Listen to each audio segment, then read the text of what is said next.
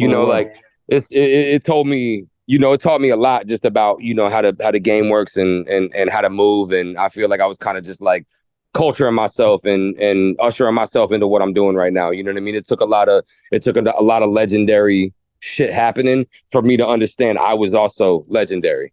You know what I mean? Like there's this balance of like knowing your ego and then knowing like real greatness. You know what I mean? And knowing that it's okay to accept the fact that you're about to do some great shit. You know what I mean? Like, get a fork, pay attention. You're cooking, not me.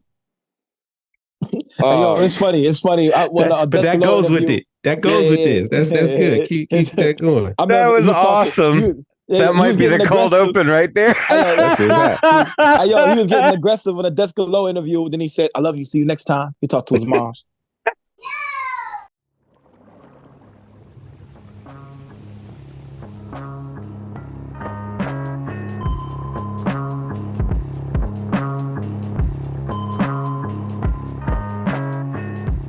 That's right. We're no lawyers on here.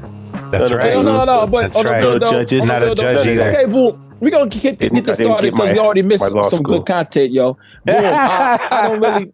I don't really know what to call this, man. Should we call you Maze Overlay? Because you said you changed your name in the song to Maze Overlay. You know what I'm saying? Word.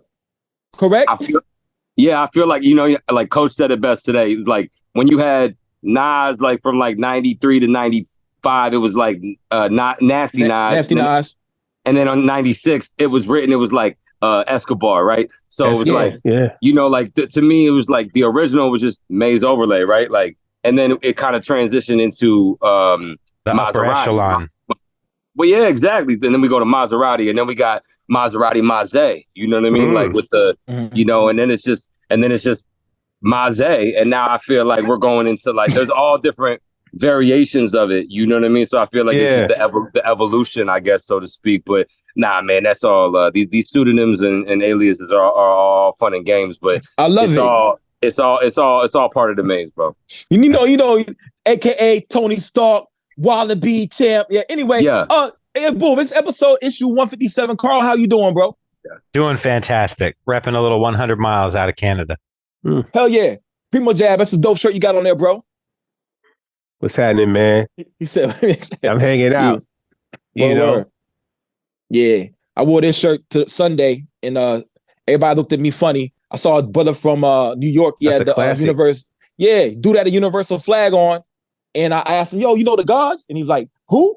I was like, the Gods. You know Inf? Do you know Born King? Do you know Sunez? You know them? And he was like, huh? The other dude said, yeah, we know all those guys. I was like, oh, let me stop talking to these dudes. Yeah, let me stop. Why would you just ask some random God if he knew all of them? Because he was representing. Yeah, this shirt, a lot of 5%ers like this shit, like Griselda. So like, So like, I thought we was gonna have a good conversation, meet a friend. By the way, that's a dope. Yeah, I thought I had a friend, but boom, that jersey you got, son. Bang. Come on, that's a sweet jersey. Maserati Maze Overlay. Yeah, but still, them niggas gonna suck this year. Devin Booker did a really good job. Look, bro, I don't take it personal this year. They always suck, bro. It's all good. No, they're okay. Pray for the best, expect the worst. You know what I mean? They're okay. Just like your Nas album, I Am. That's one of the okayest albums ever. Oh, you better stop. It is okay. It's good. I love it, but it's just okay compared to the other three.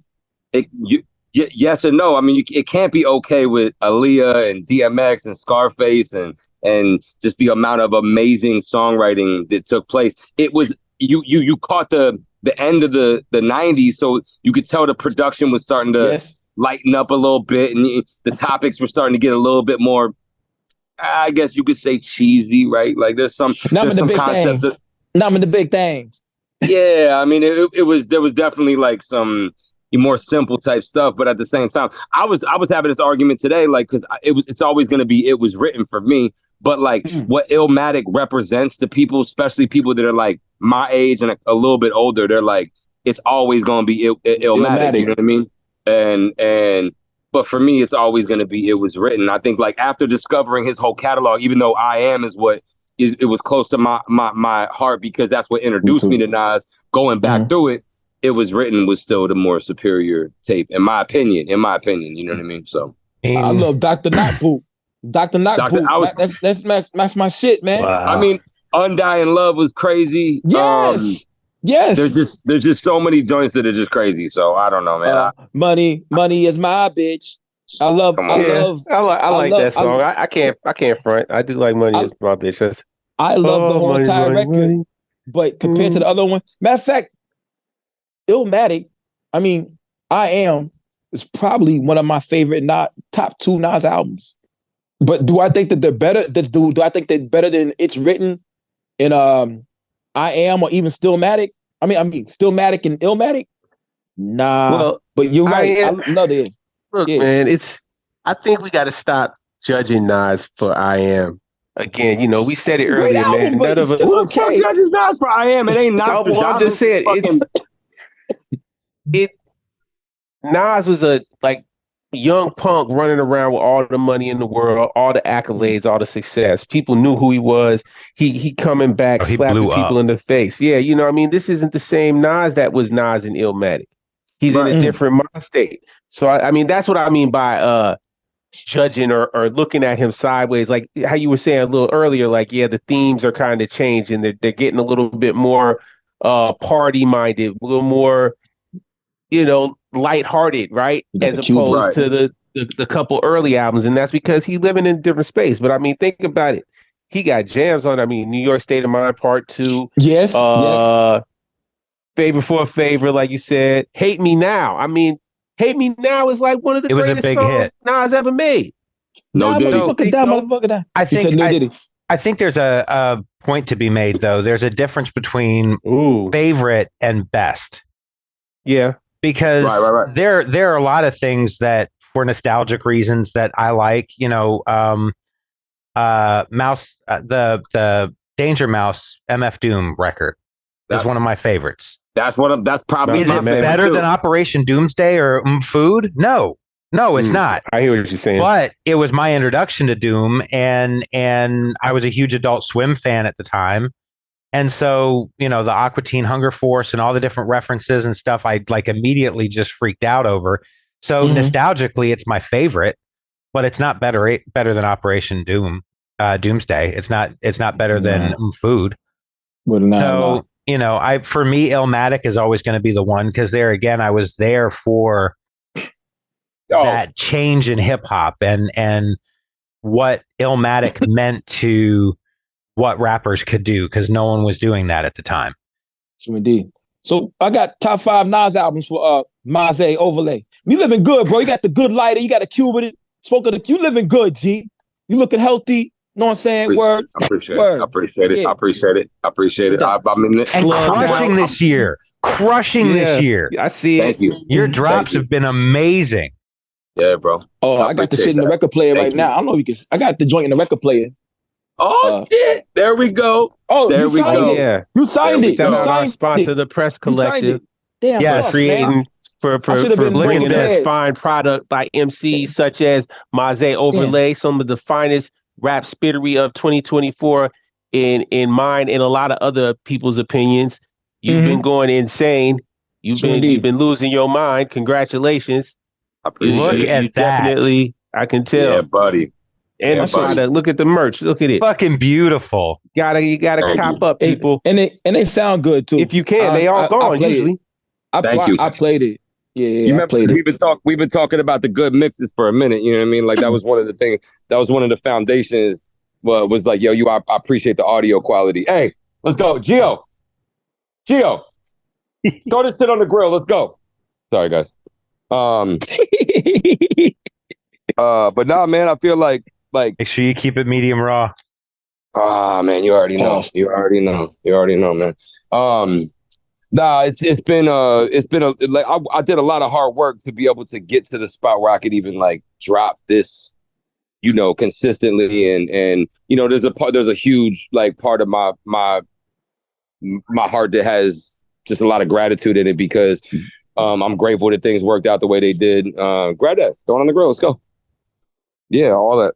And, for me, it's just all about letting the people judge what is ill. You know what I mean? Like I just put it out there and really kind of like, you know, I'm throwing pasta against the wall, you know, see what sticks. But it's also about me being, a part of this is about me defining my sound. Get out of here. Get out of here. You're too loud for this.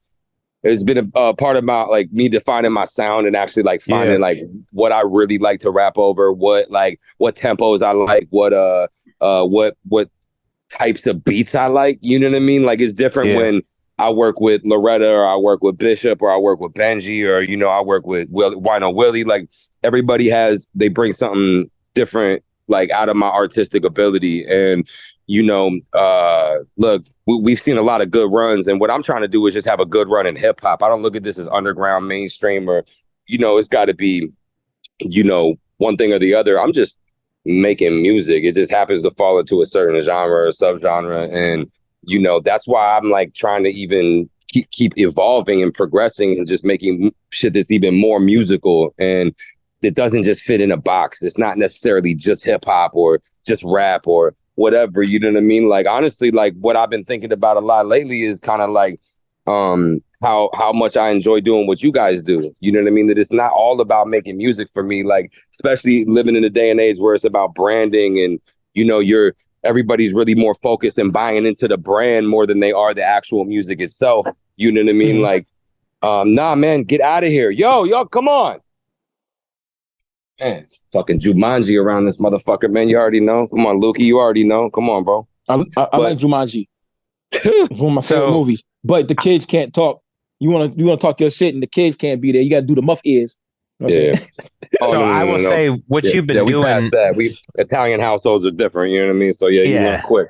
Yeah. Oh yeah. I will say what you've been doing is you've been elevating your catalog. As you continue to increase your catalog, it's elevating. And, you know, I haven't had a full chance to digest the new Tester Roa drop. I got to catch a couple of sneak peeks this afternoon, but I was working. But I'm really excited to dig into it. But just, I mean, French Laundry, just all of the stuff that you've been dropping has just every time it's just another level up, and it's amazing. I appreciate it, man. No, it's mad funny, G. Like I was on Blow the Hip Hop. I said Maze Overlay's going crazy. I didn't tag you because I want to be no dick rider. And then all of a sudden you say thanks. I was like, oh, he's solid. Okay, cool. Yeah, because I don't want to. I don't want to be no dick rider, even though that's the homie. I listened to the music, but it was still good that you saw that shit. Like, yeah, okay, so I'm gonna stop you, and it's not about dick riding. If I tag Eddie Kane, if I tag Maze, if I tag Mav, I'm doing it because everybody that sees that comment has an easy access to find out what the fuck I'm talking about. That's real. Yeah, I don't want you to have to search it. You're not going to search it, but if you can click it and then you see Maze's page and all the content that he drops and everything that he has available and a link to his Bandcamp or his website and all that stuff, I'm going to make it as easy as possible. Shit, so it's not about dick riding. I don't care if Maze sees it. I want everybody else to see it. I didn't care. I just was making a point that that nigga was going crazy, man. I'm like, that nigga's got fucking, the Machacha shit, the French Laundry was, I was like, I saw all the albums dropped. I was like, yo, this dude is going bananas this year. Crazy. Yeah. Thank you. Thank you, man. Thank you. No, the gratitude, like I'm telling you, man, like to me, this is like, I'm humble with this shit because I know where I want to take it. I know the level I want to get to. The shit that, I mean, I'm just blessed to be able to have work ethic, and I kind of, the creativity is just something I like. I'm just also blessed with. I can't even like take all the credit. Like I just channel the shit. I go through certain things. I gotta go through life, and then I'm like, all right, it's time to get busy. Like I could already tell you, I'm about to go to Phoenix in a couple of days. I'm gonna go there. I'm doing a couple interviews, shooting some videos, and I'm gonna come back, and I'm already about to get on another tear because there's some of the shit that I've been going through and some of the shit that I've been experiencing. Like it's giving me inspiration to get back on my shit. And when I tell you that, like, I promise you that I could drop an album a month for as many years as I want to, I could. It's really all about what formula I want to work. I'm not going to do that forever. I'm not going to drop a fucking album a month forever. Could I? Absolutely. You know, my life is as I perceive it, and how I continue to go through life, I don't really run out of ideas. And to me, like, that's why we conceptualize so heavily, because, you know, there's so many ideas out there that, you know, there's no shortage of this shit. Like, and I'm just trying to, like, because hip hop was the shit that inspired me, I'm trying to give back. And my form of giving back is like, look at all this material I got. Look at all this shit I made for you. Now here you go. It's not just for underground fans. It's not just for vinyl resellers or collectors. It's for the actual game of hip hop, for the culture, and for myself. You know what I mean? I want to see how good I can get. We talk about that all the time. I'm never too good to grow. I want to see where all this shit is going to go. We're just now starting to get into the more business side of things and starting to get into original compositions and publishing and licensing and different shit like that. So, you know, it's been quite a journey, you know, and I gotta give Coach a lot of credit, because Coach has been here with me through this process, and really, like, you know, we're both learning, we're both, you know, teaching each other, we're both pushing this shit as far as we can go, to try to make this a real thing. You know what I mean? Like, this isn't, we're not trying to be a flash in the pan. Well, I think what you guys can tell by now is that I'm not riding no coattails, no bandwagon. I'm not trying to walk in anybody's footsteps. I took all the legends and the goats that inspired me, and now I'm just trying to basically, like, give the world my version of that. All the shit that inspired me mixed with my life. You know what I mean? So now I'm getting to the point where I'm really starting to find my sound and find out what I really want to do with this shit. And, you know, it's not just sell 150 vinyls. You know, it's not just get a couple thousand streams. It's not just that. You know, we have more ambition. I want to get into so many different areas of this branding, this entertainment shit, this music shit. Like, you know, it's been a really, really eye-opening experience over the last few years, and watching my own progress and watching people's responses to it. And, you know, as much as I could, you know, kind of sit back and take it all in and be like, yo, that's great. I appreciate all the love and the credit, because that's what I do it for. But in response, it makes me want to, like, go even harder and make more and constantly elevate this music and see really how far I could take this shit. You know what I mean? Yeah, hey, yo, man, let me take, we was talking about this before you logged on. Like Son of Saturn, Lost Children of Babylon. I know, let's see, Amon Morb. Let's see, I had beef with him. His name was Morbski before he became Amon Morb. All that metaphysical rap, all fine and dandy. I like this version of Maze Overlay better, so I think it can reach more fans. A lot of people listen to the metaphysical. I liked it. You know what I'm saying? Razul Allah was like, when I met him, I thought, oh my God, I met fucking RZA from Wu-Tang. You know what I'm saying? Like, it was like, yeah, I know you fuck with Killer Priest and heavy mental shit, but I really, you have a whole discography over there. You know what I'm saying? And then you come over here, like you say, you don't run out of ideas. You definitely don't. You got a whole another bag over here. It's like Devin Booker scoring 40 and going to the Olympics and sitting in the corner and being like one of the most valuable players, shooting in the corner and playing defense. You know what I'm saying? It's like, you know, different roles to play. You know what I'm saying? And still getting the win. I said Devin Booker, and he plays for the Suns. He does play for the Suns. Yeah, hey, that's love, man. I mean, most people don't know my story. That's why when a lot of people judge me or they got something to say or, you know, whatever. Like, I'm like, yeah, that's cool. You don't even know the fucking history. Like, when you go through my away from it. The first interview, we stayed away from it because it's like, you're this artist now. I stayed away from that, like, heavy. Yeah. But I saw Lowe's interview, and Lowe went into it deep. You got songs with everybody, Z. You got songs with everybody. You know what I'm saying? Word. Yeah, go ahead, my bad. No, you good, bro. Like, that's it. Like, the floor is yours, bro. Like, hearing it reiterated also helps me to be like, yeah, that's right. That's part of the history, bro. I got something crazy coming this year too. Wait, or fuck if I know when. Can't put a timestamp on it now, but I got something coming that's even crazy, legendary shit, bro. Like, I got shit in the bag that I held on to. You know what I mean? Like, coming from that era and working, you know, with all the artists I work with, and, you know, I think that kind of also helping me sharpen my teeth and really get prepared to do what I'm doing now. Because being alongside legends, being able to rock the mic next to, like, legendary Wu-Tang guys that were, like, you know, way outside of my fucking pedigree, like, that showed me stage presence. That showed me, you know, what I had to do, how to be ready for the moment, all that. You know what I'm saying? Like, so, Gio, let's go.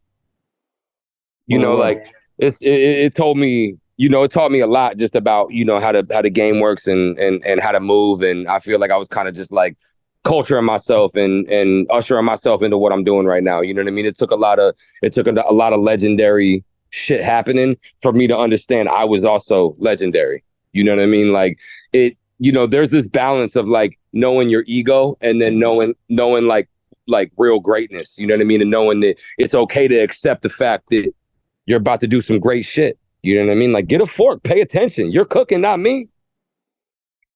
Yo, it's funny. But that goes with it. That goes with this. That's good. Keep that going. That was awesome. That might be the cold open right there. Yo, he was getting aggressive in a Descolo interview. Then he said, "I love you. See you next time." He talked to his mom. "I love you. See you next time." Talking about whack rappers. Hey, it's like when remember when CP3 was cruising by Steve Kerr and he was like, and he turned around, he was like, motherfucker. Yeah, you know? motherfucker. Yeah. It's all love though. Word up, yo. Except for you, you're being being bad. You go chill out for a little bit. Are you being bad for real? Yeah, you chill out for a little bit, man. Look here, check it out though, man. Like, talk to me, man. Everything talk to me you nice. said, talk to me everything nice. early. Oh, I got plenty shit to talk to you, and it's of the proper brand. So, dig, man. 2024, Maze. You really, like you have laid out and explained, you've really made it about owning your sound, man. Every project that you've come out with, regardless of the conceptual chamber that it is, it's yours. It's undeniably sonically stamped Maze overlay. And it's like you start like knowing that was your intention, looking back to the beginning, like February, right? The first joint, the nightlife joint, to now the Testarossa, the 84 Testarossa. Mm-hmm. It's great to see the path being charted. Personally, the Eternal Summer, that, and now into Testarossa, those two go together. To me, I feel I see it even more where you're really kind of distilling this. I'm owning the desert vibe. I'm owning this Southwestern, this Phoenix vibe. What you imagine, that warm, that hot. You know what I mean? That dry heat. That's what it is. I don't know. It feels so Arizona, what you've created over the past 2 albums. You know what I mean? If that's your essence, I mean, even looking at the jersey you wear right now, that's what it sounds like. That's what the sonic blueprint sounds like right now. Yeah, I'm glad you touched on that. And let me jump in there. So first of all, the interesting part is Jesus Christ, I ain't gonna be. He gonna get me. Hey man, we ain't gonna make it, man. You know, I feel like I'm back in Bed-Stuy for just a little bit. Hold on, that's Paul's dark side right there, man. He gonna hit you. He the overlord. Okay, Phoenix, go ahead, guys. Oh, look. So look, some of these projects were made, like, you see progress. Testarossa was made before Nightline, bro. And that's the wild part. Yeah, bro. I want you guys to understand this. Wow. And I just speak on that and give you one example because Testarossa goes with another project. You know what that project? It's the project that's coming next, and you're gonna understand why they go together. Okay. Yeah.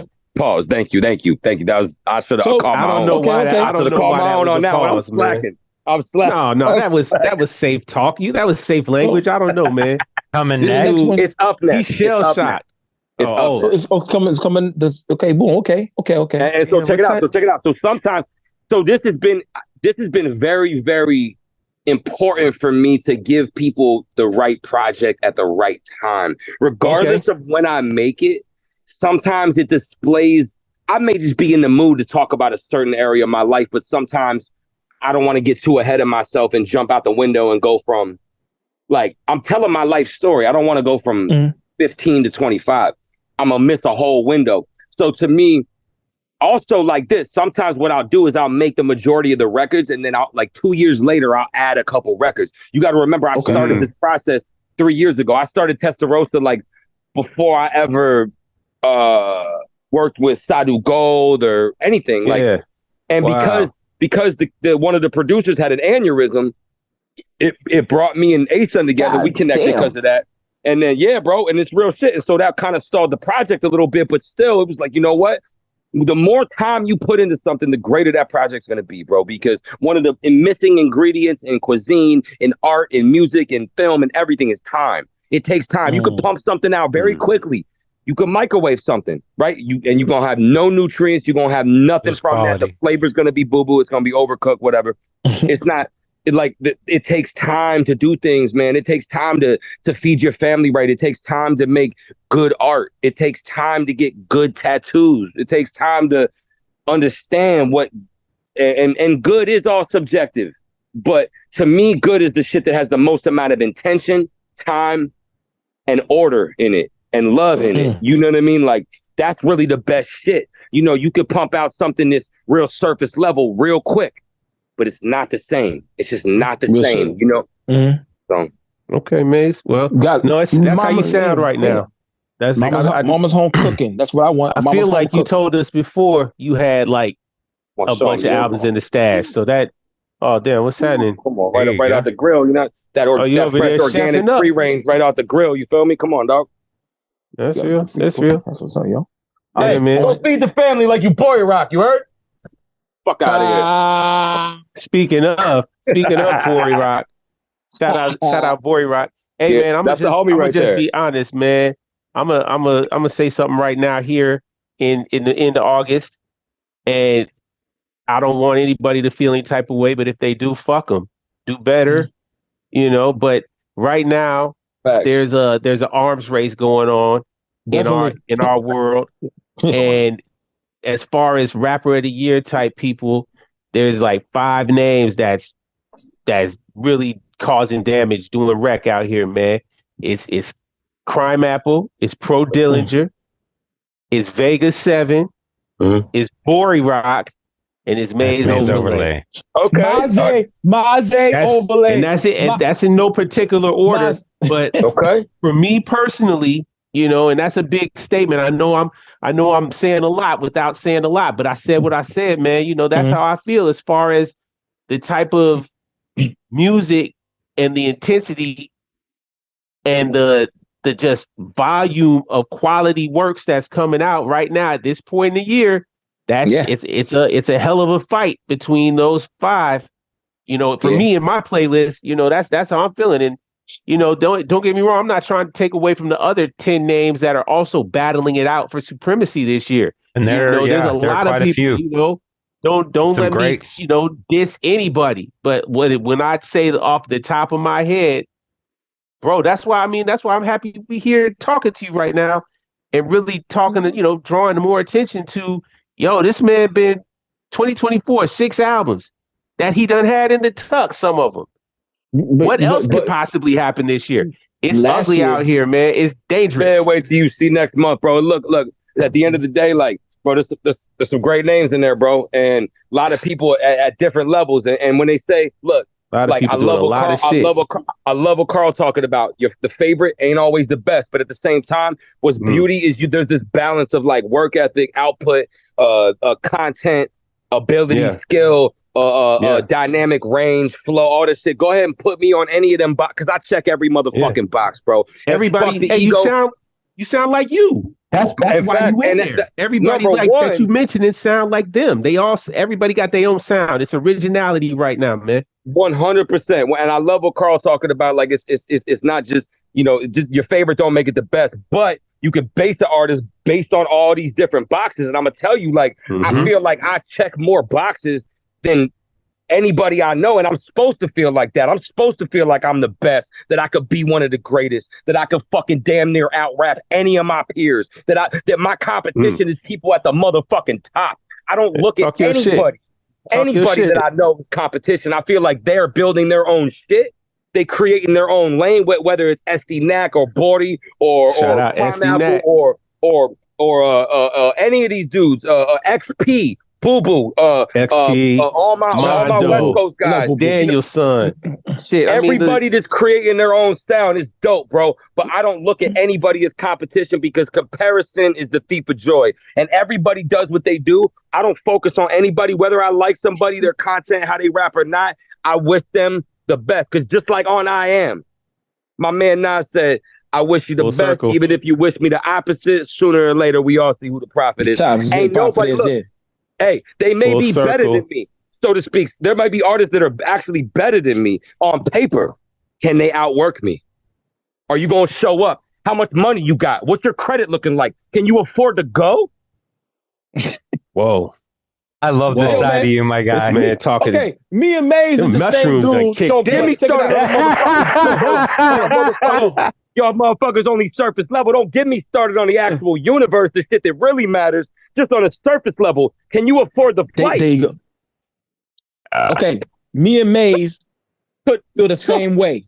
But I got my sword like this. I'm just walking around. Maze is like this, swinging that shit. Hey, what I say on Tester Roa, I said, look, on Tester Roa, I said, my son getting more money. Y'all ain't done none. Keep it 100. Come on, bro. Come on, dog. Like, and he barbecuing. Hey, not only that, but he's got a credit card in his name. He's an authorized user. He's building credits at 15 years old. What we talking about? What we really talking about? That's great, man. You know, I know people that used to have credit cards in their kids' names too. Unfortunately, they were scamming bums, and they ruined it. This was in the cowboy era of the early 90s. They probably also had the cable in their kid's name. Electric bill in my name. They was running it up. People did have credit when they turned 21 and 22. It was very bad credit. Is that what they meant by easy credit ripoffs? Hey, look, I got y'all credit ripoffs. Look, I'm just saying. I always want to bring it back to uplifting and really like helping people build something. And I think a lot of these rappers get caught up in just the persona and just what it looks like online and IG and when you pull up and smoking mirrors. But really, what are you really doing? What do you really own? What are you really teaching your kids how to do? What are you teaching the culture how to do? What are you teaching the youth? If you're blessed to ever be in a position where young kids or a certain generation look up to you. So don't fuck it up. Don't fuck it up. Yeah, but yo, I know you don't like. I know you don't like a lot of. I know you. You was hating on my beloved queen, Sexy Red. Jesus, hey, we can go to the underground too. We can air some of these goofies out on the underground too if you want. I know, but here's the deal. Some of these bitches sound like they recording in a fucking bathroom with a blow dryer going. But go ahead, my boy. God damn.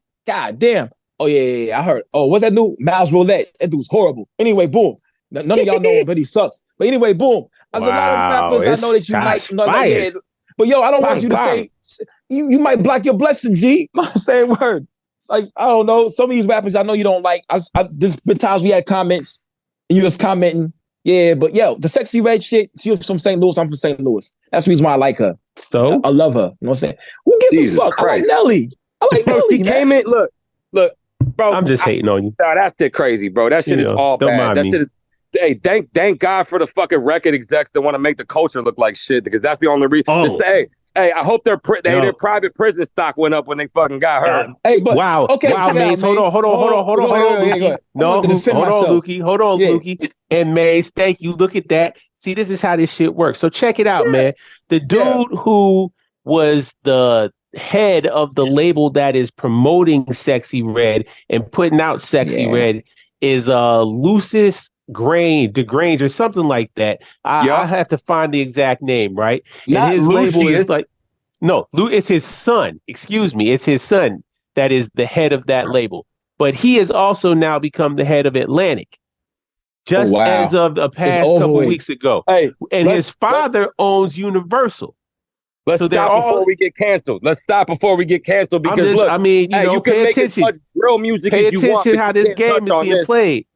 Pay attention how this game is being played out here. It's ugly, man. They pushing agendas. That shit is real life. We seeing it happen. That's why the abyss is important. Stay independent. Keep doing what we doing, man. We the resistance. We got to keep pushing these messages and keeping it out here, man, because they taking away everything. They're taking it all away. Find your own vinyl plants. We got to go back. We got to go back to physical. There's one. Don't be mad about some extra 150 copies, because them might be the only ones you can find out here. I'm saying shit's wicked in these streets. For the record, I like Sexy Red before she dropped Pound Town and she was walking through Euclid and Labadee with a chopper, rapping over some making my way downtown. So boom, that's the reason why. That was a funny novelty song, Luke. So I'm pretty sure. Bro, I grew up on fucking Lauryn Hill, bro. I don't even want to talk about Sexy Red. What are we talking about? I'm from outside of St. Louis. It doesn't matter. Hey, bro, don't get me started on some trash ass fucking Arizona artists. So just let's don't. Where you from? I'm not biased. I'm not biased. Do you know that dude named Atlas? Do you know a dude named Atlas that was from there? No. That was one of the first dudes that was on like an MTV some shit. Bro, he never did anything like that. It's kind of whack. Honestly, I couldn't name you nothing. There was some dude named Apollo. He, like I was at some fucking Third Eye fucking hippie event type shit, rapping some shit back, and I ran into him, and he was like, "Yeah, I was on MTV back." I was like, "Yeah, but I still don't know who the fuck you are." So, I mean, but bro, even right now, there's some podcasters, platforms, there's some fucking rappers that I could just dog out, but you or just shit on. But either way, I'm not gonna do that because I focus on what I want, right? And I don't want no corny shit. I don't want no mediocre shit in my life. So I just don't even give them no light. You know what I mean? No and energy. Me and you, everybody in this room could easily on this interview. I told Coach the same thing. Yo, what if we want to tell? He's like, yeah, bro. If you get the chance to air it out. But as soon as we air it out, it gives motherfuckers attention that number one don't deserve the attention. Number two, don't deserve the energy. And all it does is inspire more hate and negativity. So I'm gonna focus, like Coach said, and like Big said, I'm gonna stay low, keep firing. Everybody else can feel how they feel, talk how they talk, do whatever the fuck they want, because it don't really affect me none, bro. Mm-hmm. As you can see, I get it. I'm smoking good, I'm eating good, I'm living good, I'm drinking good, I'm looking good. I'm come on, bro. Come on, they ain't even taking CMOS yet. How they fuck they gonna fuck with me, Lukey? Come on. I get that 100%. Yo, but check it out. That's it, though. If you give more power, if you give more thought to stuff you hate than stuff you love, then you're doing your own self a disservice. I get that. Exactly. Exactly. But without no war, there can never be peace. Hey, look, the first page of the Mahabharata, right? You open up the most ancient Indian text, Hindu text you could find, and the guy's faced with an army looking at him, and his mentor sitting to his side saying, "Look, no decision is still a decision. You better choose because you either gonna go fight these motherfuckers and lay them down, or they gonna come get you, right?" So that's a life lesson. You know what I mean? And sometimes, like the 48 Laws say, you gotta pick an enemy. So sometimes, bro, I just fire my shots, see who takes it personally. Cool. There you go. Be my enemy then. You took it personal. I'm not taking it personal.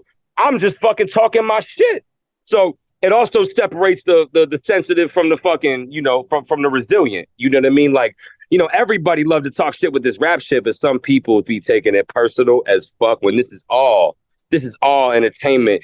Can it be part of our real life? Absolutely. But like motherfuckers embrace this wrestling shit, which I don't be watching people in spandex be jumping around sweating and getting bloody and shit. But that's just me. But they embrace that shit. But they look at rap like it's like a fucking like we work at the CIA. It ain't that serious, boy. We here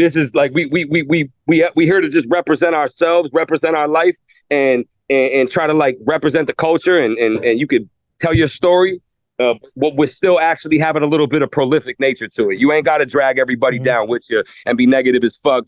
You ain't got to fucking ride coattails. You ain't got to be part of a bandwagon. You just got to be authentically you, bro. And when you find out who you are authentically, you're going to represent that more accurately. And this always brings me back to the mushrooms and to the meditation and to the self-reflection. Like, you got to do a little bit of that too. Even if you ran your own ego.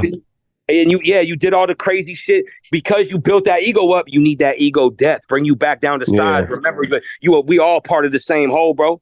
You know what I'm saying? Like the separation is an illusion, and it's cool. We got individuality. We got all this dope shit to offer. But unless you're doing it for the better and to become more organized and to spread more love, what the fuck are we talking about? Right. Unless it gets more money, I want to be rich in every aspect, spiritually, emotionally, physically, monetarily. Money comes with the territory. If you think rich, you're going to be rich. The reason why they winning so much is because people on the bottom were conditioned to think like they're poor, even though you rich. Make poor decisions. Exactly. Exactly. So don't let me digress or progress however you perceive it. You know what I mean? True indeed. There's like two different sides. I remember I got the style. I got the style I ain't flipped in a while. Remember Doom? I got the style. I ain't flipped in a while because I see all this stuff from the Vendetta Kings and everything you did with the Wu-Tang, Solomon Childs, Timbo King, all these guys. Then that style right there, and then you have this style right here, which more about you. Yeah, there you go. You know what I'm saying? There you go. Yeah. All there you go. It encompasses more of everything that you like and you love. Yes. Like I didn't really hear you talking about how fly you was back then. That was that MySpace era, I guess. Not really. No, it was more and more like the Facebook era. That was like when I started. It was the MySpace era. And Lukey, that's when we was actually in the streets during the Vendetta Kings days. But I wasn't telling that story. I wasn't going home and being like, "Hey, we just did this." Like I'm gonna go snitch on myself. No, you know what I was doing? We was talking about Palestine knowledge, back in. We were talking about Palestine 07, 08. Word. You know what I mean? Like before, it was just everybody was just putting a flag on their profile picture as like some sort of social media activist. You feel me? Like we was actually talking about it, bro. I was doing interviews. I was out there with priests. Like we was doing real shit because we really wanted to. I was fresh out of jail. I was fresh out of juvie, and I saw the system for what it really is and how it treated me. So what did I want to do? I wanted to tear it down, bro. And once I got past all that, and got through the psychedelics and had a family and saw what it's like to bring life into this world and actually be a fucking man, I decided to actually question myself and be like, what the fuck am I really doing? This native dude, when I was locked up in Arizona, right, this native dude walks by while I'm writing rhymes. That's all I fucking did, bro. I was writing, amongst other things, but I was writing a lot. And this dude was like, why would I listen to you over anybody else? And I was like, that's fire. And just fucking went down and kept writing, bro. And I made a song called Iconoclast, right? Like, I'm going to break the mold. And I made a song called Why Me, right? On some Westbrook shit. Like, why not? Why not me? Why not me? Because I deserve it too. And I knew that I had to put the work in. So I got out of that bid and I fucking put my head down and I made more fucking albums than I've ever made in my life. I fucking sharpened my sword again and I came back into this shit like I never left. And I was better than ever before. Because just like you said, you put it great. I took away the ideologies and all the fucking the influence, and I was like, I'm just gonna fucking be me. That's it. I'm just gonna be me, bro. I'm gonna put this music shit is gonna be unapologetically, authentically fucking me. And that's not who my government name is. That's not my all cap self. That's not my fucking corporate self. That's motherfucking Maze Overlay, bro. Maze is it represents me more fully and more completely because you can't put a finger on it. You can't put an ideology on it. You can't put a religion on it. You can't put a political stance on it. You can't put an ethnicity to it. Bro, I'm with you, just like anybody who ever rapped our record, any 5%er. I am God in the flesh. I am. It don't matter how much melanin I have. We have the same spirit. We have the same energy. So no matter what, I'm going to be the whole entire universe inside of a rapper. Like what Jay-Z, you can't fit this rapper inside of a rapper. Come on, bro. I ain't never meant to be put in no fucking box. It just happened to be when I was young, these motherfuckers actually put me in a box. And this is what you got. They awoken the giant, bro. Like Pac said, I ain't gonna be the one to start the revolution, but I'm gonna spark the mind of the one who does. This is what it looks like. This is what it looks like. You feel me? Sure it don't have an ethnicity. It don't have a gender. It don't have a fucking a location, a certain area. This is all of us. This is our culture, bro. Talk that shit, man. I think that it makes you this Maze Overlay separate from the group that you was in allows you to have more fans too, because more people can relate more to this right here. Oh, any art form is increased tenfold when it comes from an honest place like yourself. When you expose who you are in art, art flourishes. Instead of being with the group, I think you get to encompass because you talk about fly shit. You know what I'm saying? Get to talk about everything. Everything you probably love instead of that. You know what I'm saying? So that's what I think is really resonates with the people that love you or like you. You know what I'm saying? Like simply put, Lukey, simply put. When I was focusing on injustice and corruption and brutality and oppression, you know what I got back? Justice, brutality, and injustice. oppression. Yep. You got more of that shit? What happened? bro, literally like kept getting locked up, kept getting fucking this. That's what you got. Always looking over my shoulder, having to deal with snaky ass homies. Like, bro, I literally, I changed my thinking. And I changed my motherfucking reality, bro. My circle is so tight. I got a text message group called A1 Day One, right? And it's fucking 5 people that I trust with my life that I would take a bullet for. That would take a bullet for me. Everybody else, low key, you ain't getting in. You don't get the opportunity to even fucking exchange energy with me. Hit coach, bro. Send coach a message. He gonna filter your fucking slimy ass out anyway. I got no time for herbs. I got no time for broke people. Whether you, some people you may not have money. I got homies that are Freemason, spiritual, crazy dudes that don't got money like that. But you know what? Hey, yo, I got a call. How do I cancel that bitch? Oh, there we go. And they ain't got money like that, crazy money. But hey, but they're spiritually fucking like Bezos, whatever. You go above Bezos. Who above Bezos, bro? He a Rothschild. He a fucking, you know what I mean? Like real shit. Like, so if you broke in any of those categories, I can't fuck with you. I only surround myself with rich people, whether that's spiritual, emotional, physical, or monetarily. It's got to be one of those 4 things, bro. Period. All right, I'm self-nominating myself as 6th man on the bench.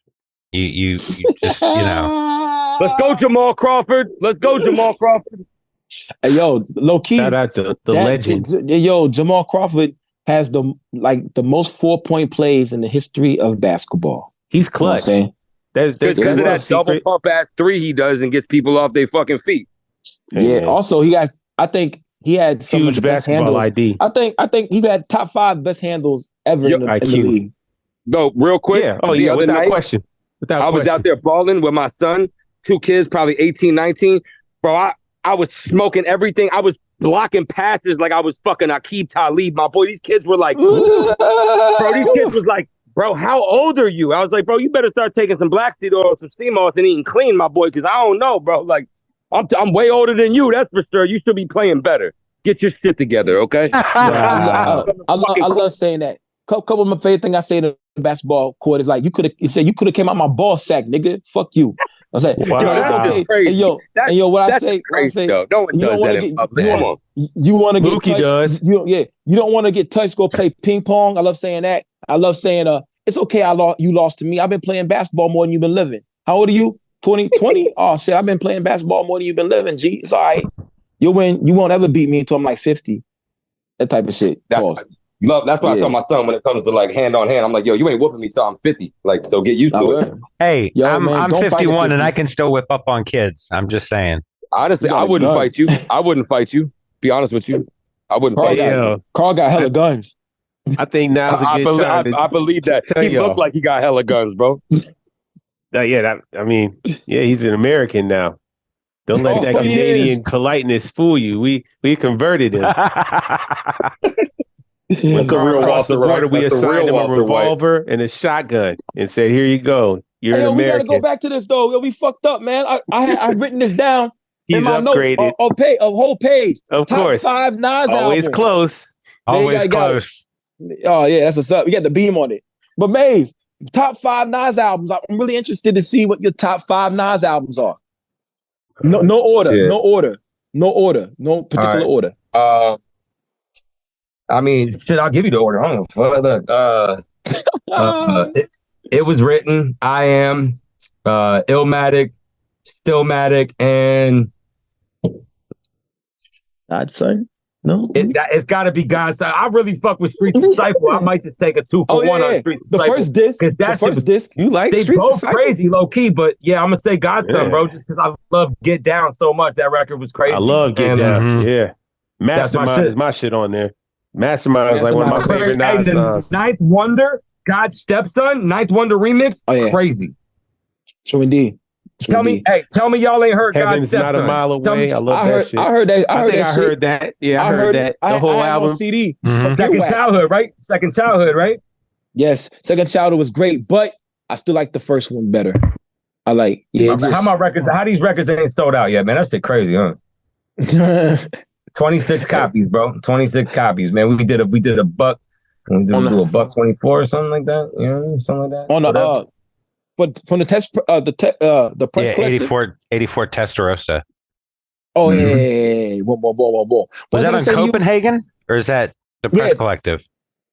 That's Copenhagen, and if I'm not, I'm Bars Over BS doing the tapes and CDs. Shout out to Bars Over BS too. Shout out to Bars Over Copenhagen. They definitely awesome. got Shout the out best. Bars Over BS, taking all my money every week. Yeah. Hey man. Hey man, they do their thing. They do their thing, man. Pause. They got great packaging. Man, but yo, hey man. I said pause. No, that's fine. No, that's you didn't say packages either. You just said packaging. You know what I mean? It's all right. It's all right. Thank you. I'll let you I was just gonna say shout out again, before we get too far into that. Just shout out again to Press Collective, man. Because indeed. They keeping up with the demand also, especially when it comes to you. They're shipping. They got the plug.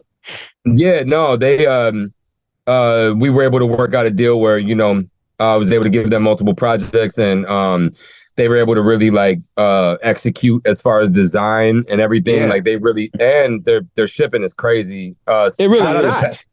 Hey, shout out to Pet Stew too, because Pet Stew they don't do no pre-orders. You know what I mean? And I really.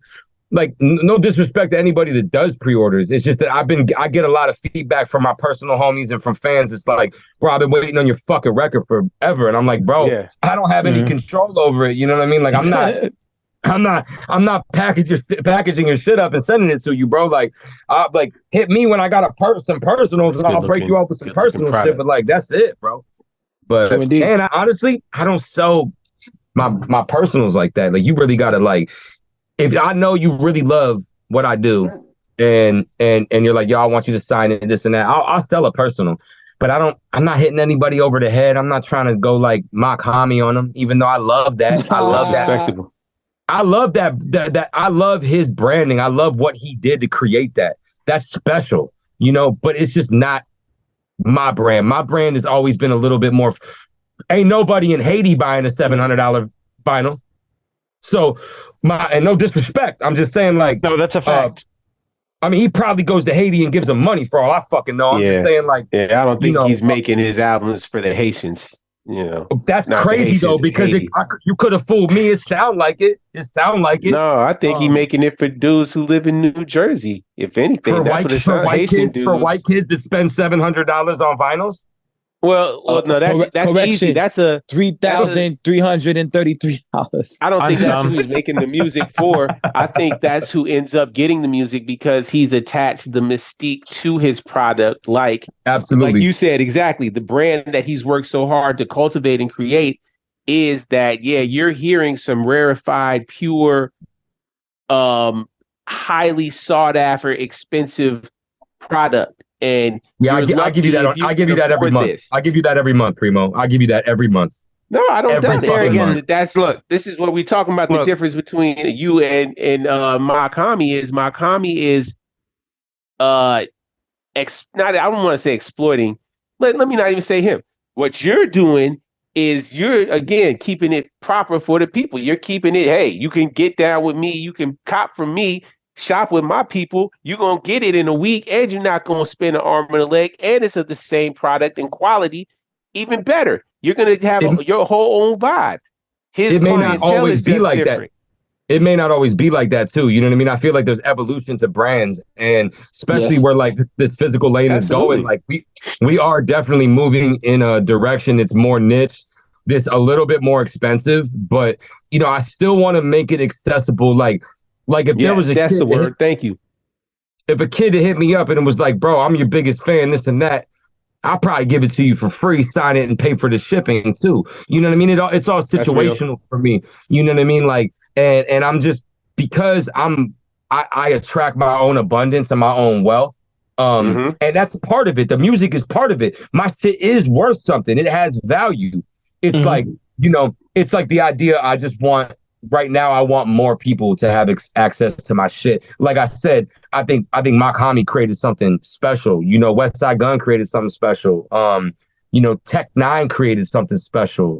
Strange music. Absolutely. Wu-Tang created something special. So for me, we have all these examples and all these E40. All these, where it's you see people that really were themselves, built that brand, and then they were able to capitalize off it, dog. Absolutely. And some people, it's not going to be selling a $700 vinyl. Some people, it's going to be selling $1,000 vinyl or whatever the fuck.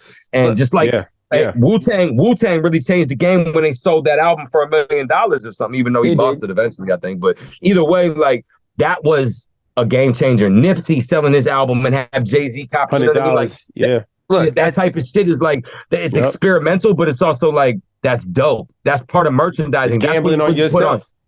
Look, I mean, bro, people are buying into who the fuck I am, and not the fuck exactly what my artwork is and what my vinyl variant looks like. You know what I mean? Or how many streams I have. Like, my visuals set myself apart. They want to hear what you're saying. They want to hear you rhyming. Sure. They just want the fruity color pebble vinyl. Shout out, at the end of the day, you said it best. At the end of the day, they want Lukey's t-shirt on a fucking piece of fucking vinyl, okay? Exactly. But they still want to play it though and be like, yo, this is some dope shit. Hold up. At the end of the day, wait. Corny ass rappers that sold vinyls just because they were cute colors, man. Salute to you guys, man. You got the bag on that, goofies. Okay, so at the end of the day, this is all just a collector's hustle, right? Shit. And you know, it doesn't matter whether it's sneakers, doesn't matter whether it's cars, whether it's vinyl. You know, you have different levels of collectors and people that collect for different reasons. And that's cool. There's an avenue and a lane for everybody. So, you know, there are people out there that can show off their Makami Investors mug. Awesome. And they're part of a very rare club, and that's cool for them. Yeah. But there are a lot of other collectors that, you know, would much rather have the whole Maze Overlay collection than the Makami collection. And there's a different avenue to get that than having to pay $3,000 for an album. And that's dope. And that's the beauty of the diversity in the music and all the talented artists that are out there. Like, if someone buys something from anybody else, they're not taking any food off of my plate. Because just because, I mean, I say like the white fans loosely, because we know who buys hip hop. We know who supports hip hop, bro. Like, but at the same time, I've met a lot of kids that like, they worship Makami. And a lot of people I've met other people that are just like, eh? So that's the beauty of diversity, man. And it's the beauty of taste. Like, I think Makami's pretty dope. I think his entire mystique is way iller. The same way that I like Kanye, but I don't really ride around listening to Kanye, but the guy's a fucking brilliant mogul, visionary. Like, I give him his flowers. You know what I mean? It's just, like you said, you're the best and your favorite are two different things. You should be able to compartmentalize and say, look, I personally really like this shit, but at the same time, I'm not saying it's the best of the best. I love Danger Doom. I love It Was Written. Everybody will argue with me until they're blue in the face that those aren't the fucking best albums from them. That's fine, but that's what I ride around listening to. That's what I enjoy. Yep. So, like, you know, I may enjoy The Vent by Big Crit, right? Because it make me shed a tear because of the people I missed and people I lost. But that may not be everybody's favorite Big Crit record, because low key, like, bro, sometimes like I'm feeling a certain way and I'm like, bro, I want to go through it. I want to feel it, man. Go ahead, hit me in my soul, bro. Hit me in my heart. Let me feel that shit.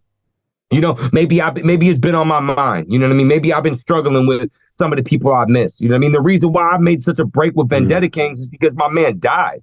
My man Baptist, rest in peace, he passed away. I couldn't continue that legacy without him. So I sat it down. And I remember what his favorite shit was, and his favorite shit was my most well-rounded shit. It was D. Valentine Greatness, where I was rapping like about me. And so that inspired me. I get it.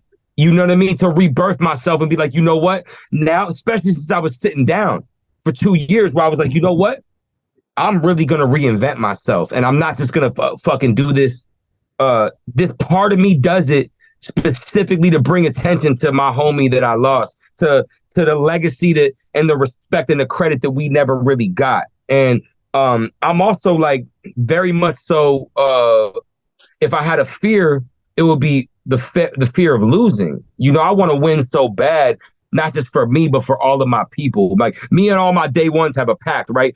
Whoever makes it first, we're going to help, like, we're going to everybody rich, right? So there's like 5 of us, where it's like we all race, and my boy got a food truck. My other boys, He's going back to school. He's a chef. Like, we all different, right? My other boy's taking over his dad's business as a mechanic and shit. He's just fresh out of prison. Like, we all working so hard towards something. And whoever makes it first, man, it's like, you know, the quicker you reach your dream, the quicker everybody else reaches theirs, bro. You know what I mean? True indeed. That's some beautiful shit. Sometimes we find beauty and glory in the tragic things that mold us to be the men and women we are. Also, I was looking at Discogs. Afghani goes for 130 right now. One other one Afghan is 138. That's that shit. Afghan shit. Gold. Yeah, I see a lot. There it is. Yeah. That's that shit. We got some Obies. You got 10 ping. What? $1.50? Yeah. $1.50? All right. They $1.50, $1.40, $1.60. I like to go see how much this shit. How much they? I wouldn't take 150 right now. I got real shit. This real shit. I'm being dead ass. I got like 12 personal copies. I wouldn't. To me, what's that? Break that down. Like, that's like, let's say I got 10 and I let them go for $1.50. Come on, bro. I'm gonna let my personal collection go for $1,500. That's like a month's rent, bro. Like, nah, I'm not. Like, to me, it's worth more for my kids to retain some of my catalog, especially now that it's sold out. Hey, salute to Sadu Ghost, salute to the vinyl collectors, salute to resellers. That's dope. But I don't want to sell my copies. I don't want to sell my copies. You'd have to offer me like a stupid amount of money because it's worth more to me. I have legacy in it. It has nothing to do with $3,333.33. My commie price. I love that because of the Masonic references and all the fucking 363s, and that's cool. But that would be like an esoteric flex. To be like, buy my vinyl for $3,300,000, nah, bro. Like, nah, we not doing that. Like, I honestly, like, I would sell like 2 copies for 300. I like the mind state that you are of before you know, like what you really are saying, man. The fact that you're like, no, man, I got this. I see what y'all want right now for this really quick flip, but this is way more important, just the legacy that my kids can go and look and be like, yeah, this is my daddy's project, you know, whenever they decide to look at it in the future, and then it's passed down to their kids or whatever, man.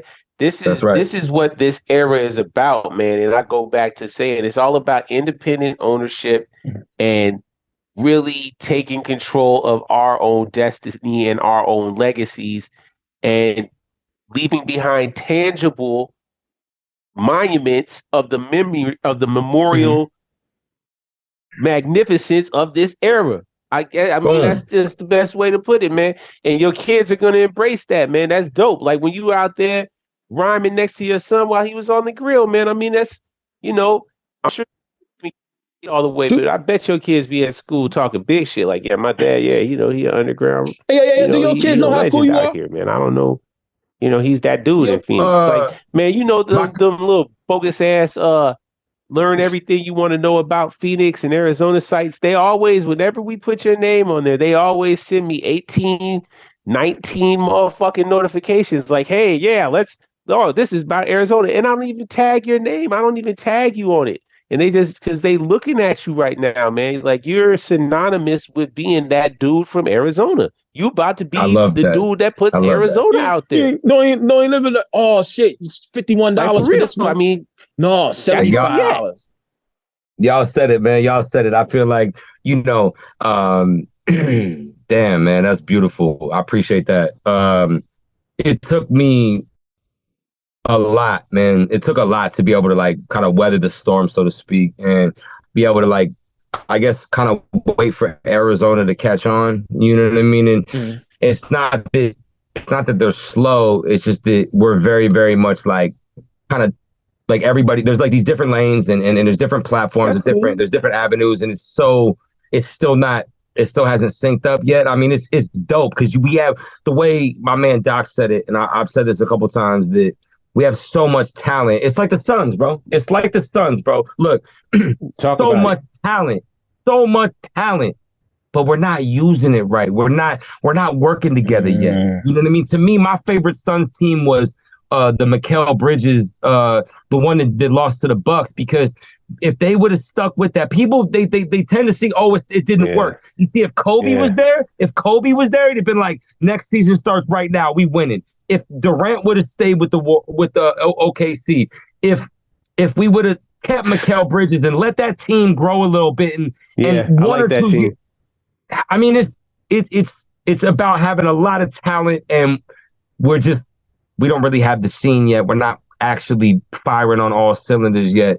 We will get there. And I'm grateful to be a catalyst. I have mentors. I have people that I saw fail, people that I saw win, people that I saw go in between.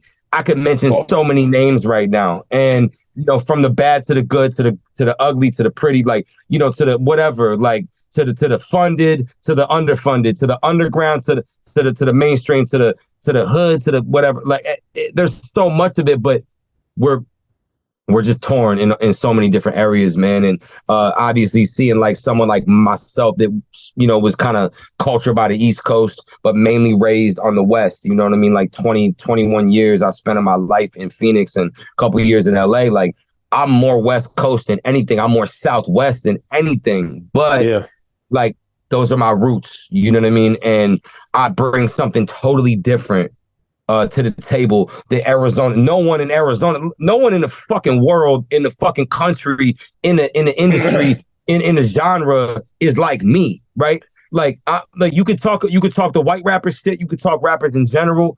There's no one like Maze, let alone being from Arizona. No one from Arizona is not even remotely like me. So I'm kind of doing my own thing. The difference is I, without even hesitation, have always put the city, people were like, bro, I don't even know why you keep talking this shit about Arizona. You're kind of and for me, it's always been about gratitude, because that city, I have a love-hate relationship with that city, but that city made me who I am. That state made me who I am. It birthed this style. I wouldn't be Maze Overlay without Phoenix, without Arizona, without all the culture that I came up with. You would never heard of Border Kids if I didn't grow up in Mexican neighborhoods, bro.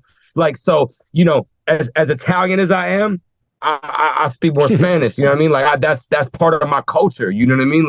I'm a part of their culture, and I'm grateful, and I'm glad to hear you guys say that. When it comes to Arizona, I just did a Bandcamp interview. A guy from Bandcamp, not about me. He hit me up about Arizona hip hop. He wanted to do an interview about Arizona hip hop, and I was talking about. But you're a staple. I was like, that's beautiful. I'm glad that you even considered me, because I've never done the Suns halftime show. I've never done, and shout out to Dan. It's time to change that. Bro, you're right. And to me, I feel like low key, I'm going to say it, I feel like I bring validity from a musical songwriting, lyrical content. That's what I really give to Arizona. I feel like I'm one of the best to do it. You know what I mean? I feel like I feel like I should be one of the best in hip hop, not just from Arizona hip hop, but it crosses over where it's you got to give me that and be like, yo, this dude's really doing it. He's really doing it. And it's about intention. And my intention is to bring the city, just like basketball players wanting to win a chip, and you're going to bring the city millions of dollars, right? People going to move there. I mean, people are already moving there, but I'm saying it brings attention. It builds it up, puts it on that light, right? We want the Suns to get its chip the same way the D-backs got the chip. I want Maze Overlay to get the chip. And that's what I mean. I wouldn't, and I don't want you to take it like I was trying to say it as you taking this ownership of Arizona and Phoenix as a diminishing thing or as a regionalizing, anchoring type thing. I feel like when any rapper or any MC comes out, they don't necessarily come out to just say, I'm only representing this. But when they finally get recognized by the world, people attribute them to that world where they come from, right? Or that land where they come from. When you look at, again, here we go, talking about Nas.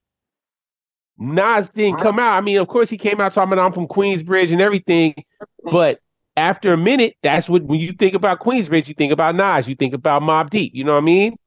Right. That's what I'm saying. With you, I didn't want to limit you by saying anything about Arizona at all.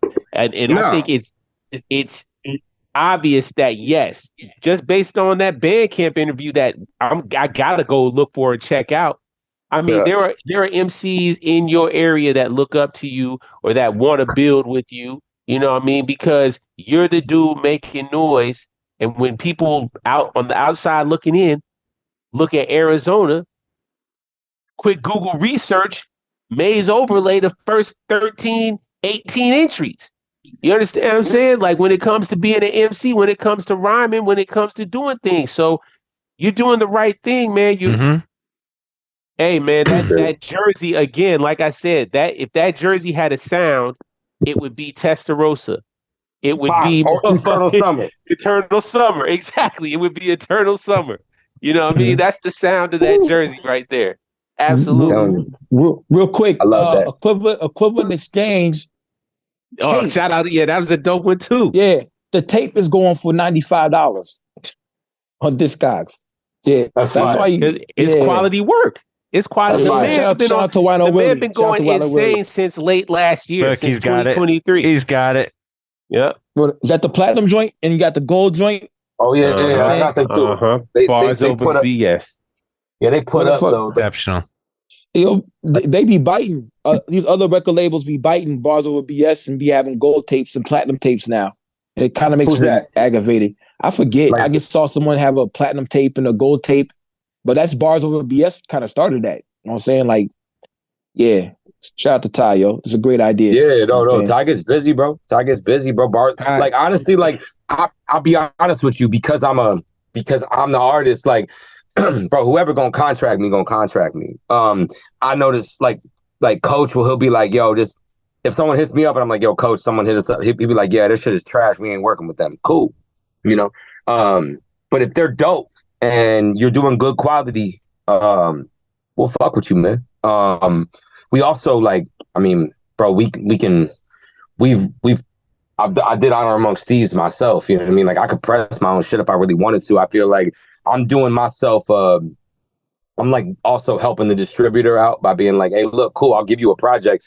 Really, the reason why I have the ability to do that is because I have enough projects where I'm like, cool, if you want a project, I got one. You know what I mean? But I could easily press it myself if I wanted to. Yeah. But I respect the platform they have.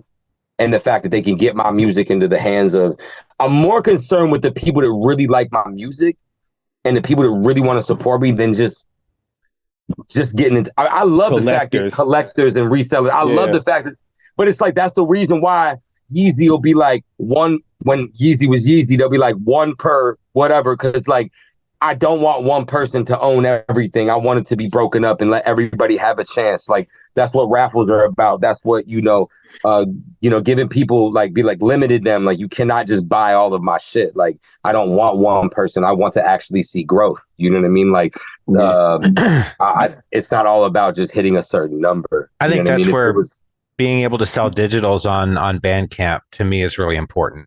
You know, I'm not typically a collector. I'm not gonna try to take a fruity vinyl out of the hands of some kid that's looking to increase his discog numbers, but I want to own the digitals. I don't want to have to listen to them on streaming. I'd rather give you $20 and download your digitals for me personally.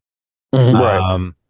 And I think that adds to that accessibility to allow people to listen to your music and feel like they're supporting the artist. Niggas don't got record players too. Niggas that be buying these shits don't got record players. I got a record player. You know what I'm saying? You saying they just buy them just to have the art, to have the Fruity Pebbles? Collect. There are people that buy sneakers and leave them in the box. In the box. Yeah, no, I wear my J's. I wear mine. God damn it, I wear my J's. I have a ex-girlfriend, and we was in Target, and she saw Igor by Tyler Creator, and she had said a record. Said, "Oh, I'm gonna buy it." I live in Atlanta. Like, we gotta take this back to Atlanta and play it. She's like, "No, I just want to have it." You just want to have it? You're not gonna buy it? Then right then I was like, "Oh my God, yeah." My boy bought the Tyler the Creator. I got it in here. He got like some little box with the fucking Igor CD with like some sort of poster shit. Like, I mean, yes, it's dope. Like, here's the thing. We live in an era where merchandising is that important. don't disregard. That's real. DMX showed up in Timberlands and an overall with no hype man and shut down 100,000 people, right? Like there wasn't. His brand was in his voice. His brand was who he fucking was. I would love to go back to if the music spoke volumes, because I would be fucking winning so much crazier. Like, so what I've learned is my music isn't going to take me there. My branding is, like, my merchandising is. How I operate and and you have to kind of custom fit it, because this ain't MySpace 2006. This ain't record label 96. This ain't getting pimped by the record label in 86. I mean, this is and even worse as you go back. So like we're at a point now where it's gonna go to the highest bidding, hardest working, most dedicated, the person that puts the most fuel in the tank, bro. Like, this has to to separate the men from the boys. It's not like you can't do the record label run anymore. You can't do the I'm just gonna put my shit online. That's not gonna work no more, man. You got to really change with the times and be able to look at where the business, where it's going. And that's why people like Tech-9 are so influential and so instrumental, because what he did as an independent entrepreneur in this hip hop shit, he's not like anybody else. He's not a typical New York rapper. He's not an LA rapper. He don't fit the mold at all. But he has a core audience that's crazy. He's one of the richest rappers to ever live. You know what I mean? And especially in spaces like this, he rarely gets mentioned. You know what I mean? But when it comes to merchandising and the business practices, he should be mentioned. And that's what I aspire to. Even going back to Master P, or when Cash Money started, and they these people were, whether they knew it or not at the time, master merchandisers, master branders. They understood branding on a level before 20, 30 years before they ever said a brand. No Limit brand by default, bro. Like, you put anything in a tank in the late 90s, it was like, oh, that's some No Limit shit. You got the tank? Oh shit, like camo. You saw a tank. Or the crazy color camos. I thought No Limit. You know what I mean? Like Arctic camo. I thought No Limit. Yellow camo, that's the purple camo, red camos, any of that. That's no. Where are you hiding with purple camo on? I'm just saying, man. It was a whole janky camo era. Now, bro, I throw that with the Barclays. Shut the fuck up, bro. The purple, black, and white camo. The purple, black, and white. The little Arctic joint with the purple. Yo, that shit was serious. Hey, that's like Spencer's. That's like Spencer's. Circa 99, my boy. Yeah. Still. Yeah. That's the height of the Master P No Limit era. So little secret time. I've been doing that with the issue art for YouTube, right? Oh yeah, the camo. That shit looks the so wild dope, color camos, man. I'm doing the same thing. Man, I'm looking forward to Dave Protch painting this shit, bro. You better stop it, bro. Come on, you better stop. Oh, he's gonna go crazy. Dave's gonna cook something up. He's already ready. Yeah, that's right. Paint that, Dave. Let's fucking go. May's got me on here going on Amazon looking for camo color pants. Dope. You know what I'm saying? Come on, man. You got me looking for Coach was like Maze. You gonna bring them back. Like Maze, talk that shit, bro. Hey, man, shout out Coach, man. Shout out Coach the guy, man. Coach, definitely. What up? Boom. Come on. I forgot what I was gonna say because I was looking for camo color pants. Anyway, what else we got, man? I really typed that shit right now. I really was typing that shit in. My man on Temu right now. Yeah, I was looking at the other albums. He's looking at a crazy ass T. They're gonna send them some Barbie-sized camos. Exactly. Yeah, it's like, this is the same as the picture. Man, bro, my Barclays, man. That shit would go hard, bro. With a hoodie. No, it does. I already saw it instantly when he said it. As soon as he said it, I was like, yeah, it does go with those. It does, absolutely. Crazy. Slow. Yo, boom. What we got? What we got? Pretty much that. What we got? Oh man, shit, man. Look, man. Like I said earlier, and like I've been trying to reiterate during this whole broadcast, man. Mace, we just happy that you came out here to kick it with us, man. It's a hell of a year that you haven't. Actually, it's been a hell of a run you've been having since 2023, the end of 2023. And it's obvious that what you're doing isn't just like a flash in the pan thing. You trying to put in one of those pillars of creation. Yep, exactly. It would go just with those. that's exactly what it would go with, them color scheme. But yeah, man, you're the putting in a Barclays pillar into this culture that we in right now. Yep. Those are the original like Raptor joints. But yeah, man, just keep doing what you're doing. You're accomplishing what you're working towards. It's happening. It's working. Keep doing what you're doing. You've already put out 6 for 2024. You're definitely in the running for Rapper of the Year as far as I'm concerned. And I'll argue that with anybody because if Only we're 6? arguing, they ain't listening. We only did Yeah. 6? Yeah, I think 6. Yeah, 6 or 7 is probably about to come out. But yeah, I think you're up to 6 right now. Yeah, that's fire. Yeah. I like that. But like I said, I've been counting. If we count since the end of last year, since the end of 2023, like when you basically said, "All right, watch what happens," you're at like 9. 1, if we count, 2, 3, about 4, 9. We'll say 9 5, at least. 6. It's a crazy run though. It's shaping up. I love watching it. Like I said, Nightline Thief. Yeah, start this year. Nightline Thief. Be 7. What's after Thief? Fresh Laundry. The Raw joint. Fresh Laundry. Medium Raw.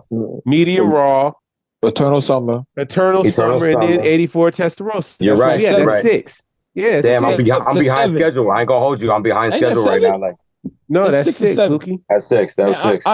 You're right. I ain't good with number. That's what my homie said. You're right. All right, well, look. I ain't good with number. Hey man, you 6 for 6 right now though. That's in my opinion. Like I said, man, there's a conversation in my head that's happening. In my playlist, there's a battle that's happening for Rapper of the Year right now. And you're definitely in the top 5 right now, Joe. Straight up. I appreciate that, man. That's how I feel, bro. Before we get to Carl, I just went on eBay, fellas. They have the camouflage colored pants in every color on eBay. Every color, the gold, your Barclays, they actually got. Of course they do. Hey, they shipping from China? They shipping from China? I believe so. They're $29. The $29. Yeah, of course. No, you better buy them bitches from Poshmark, man. No. They're from Florida. Jacksonville, Florida. They got to be American made. I don't want no Chinese fake color fatigues. That's something about that. That sounds like a fire hazard. And they come with a belt. If I get too close to the microwave, that shit go off. I'm low. Everything from China, a fire hazard, bro. Yeah, I'm trying. Hey man, look. Hey man, shout out the various Chinese advertisers who pop up in between our Instagram pages, man, because they've sucked me in and flim-flammed me like 2 times. 2 times they done flim-flammed me. Like one time I bought they had this little credit card size pistol that folds out or whatever, right? And it's like a 22 caliber. And they're like, yeah, buy it. It's only like whatever. It was a real decent price. I was like, bet. Oh yeah, I'm about to buy it. And it was a real 22 caliber little fold out little pistol. So I waited 3 months. It took 3 months for it to get here. When it got here, it was a fucking plastic toy gun. It was a plastic toy gun. And based on the price that I paid, it shouldn't have been no plastic toy gun. So luckily, shout out PayPal, because that was one of the things I did to order it. It went through PayPal, and I filed a dispute. I said, Joe, they sent me a plastic toy gun, man. I ordered a real gun.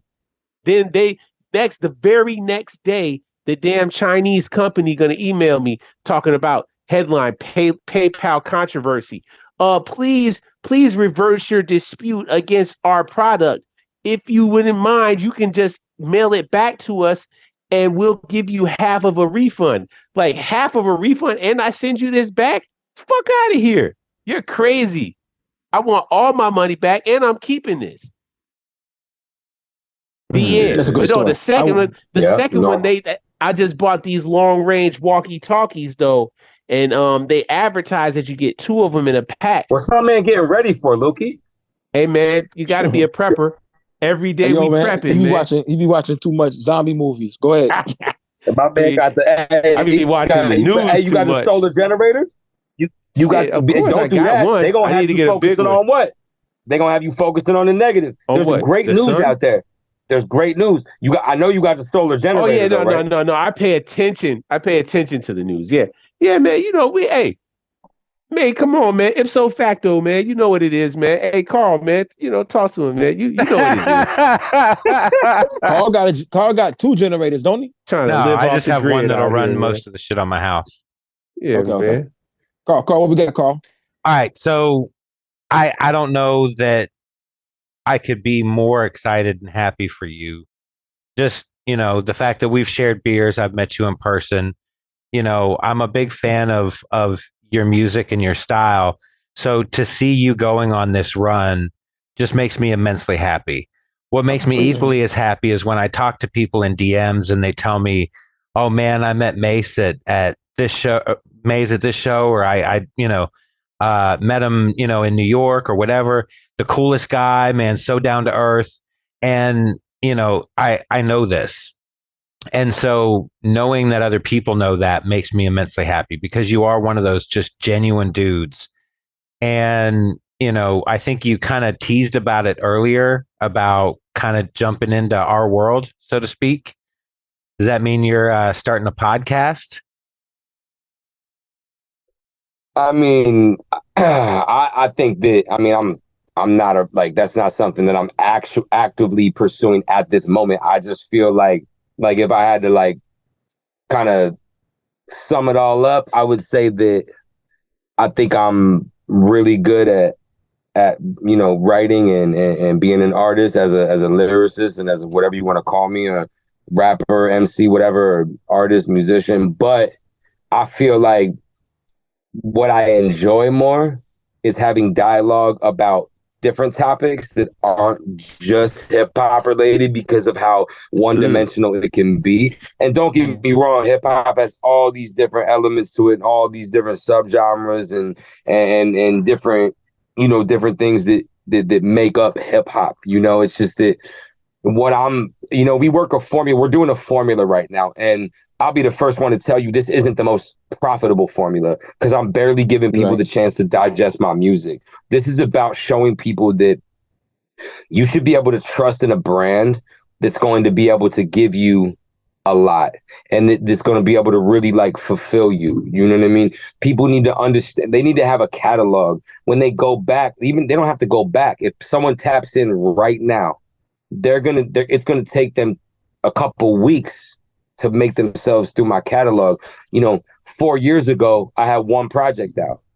Right. 4 years ago, I had a couple singles and a video out, man.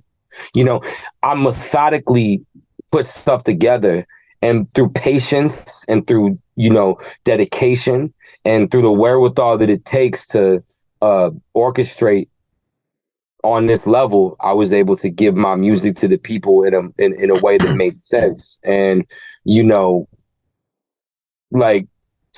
I think that it's one of my final forms is just to be able to actually express myself for who I really am. And that's what I love about you guys, because you got these personalities and you guys can, it doesn't matter if you started as an artist or you started as a fan or you started as a collector or whatever, you turn yourself into this personality and you're giving yourself to the world in a way that's your greatest gift to give. And I feel like hip hop and rap and just vocalizing might not be my greatest gift. I feel like I could talk to people and uplift people and entertain people and make people laugh and make people question things and make people, have a better experience. I was talking to Coach today, and I was saying I judge myself based on I judge my success on how successful I make other people, whether that's how I raise my kids, whether that's how I better the relationships around me, better my friends, better my family, better everybody, all the artists I come into contact with. If I'm doing something that's positive and I'm bettering people, I feel like I'm more successful. So, to a certain extent, I feel like I'm still in a box as a rapper, hip hop artist, whatever the fuck. And yeah, I think that there's definitely going to be a time where I take steps to, even if it's just being on all these other platforms, I'd almost rather talk shit with you guys than go rap in front of 20 people at a show. You know what I mean? Real shit.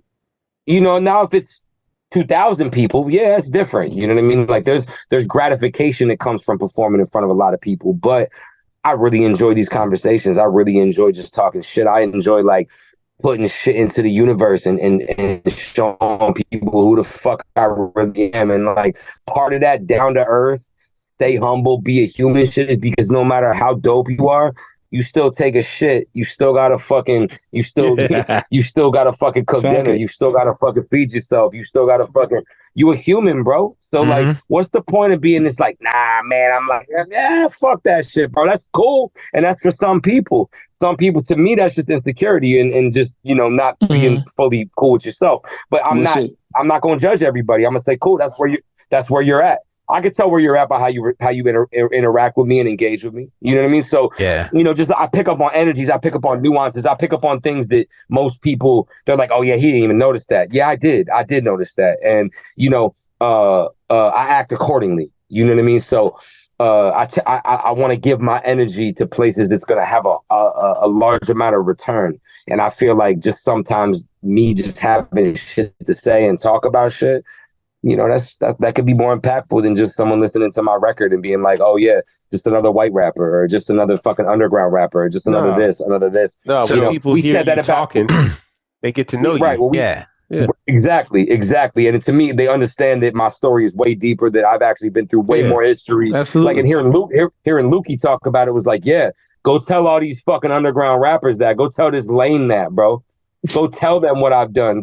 Show them what I've done. Them. Respectfully, fuck them. Yeah, you don't have to explain yourself. Because what you're doing right now is talking volumes. Like, you don't have to talk about where you came from because you don't. Look, you're here right now. So, and I will say this.